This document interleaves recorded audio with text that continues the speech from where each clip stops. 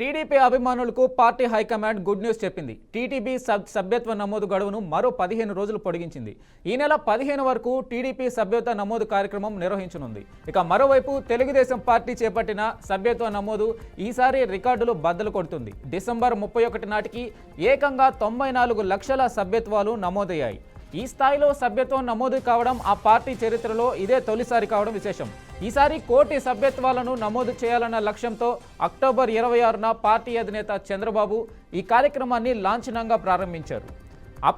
సరాసరి రోజుకు 1.5 లక్షల చొప్పున సభ్యత్వాలు నమోదవుతున్నట్లు పార్టీ వర్గాలు తెలుపుతున్నాయి.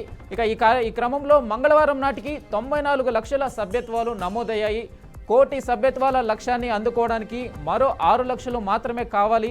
దీంతో సభ్యత్వ నమోదు గడువును పొడిగించాలని ఎమ్మెల్యేలు, నియోజకవర్గాల ఇన్ఛార్జీలు పార్టీ ప్రధాన కార్యదర్శి లోకేష్ను కోరడం జరిగింది.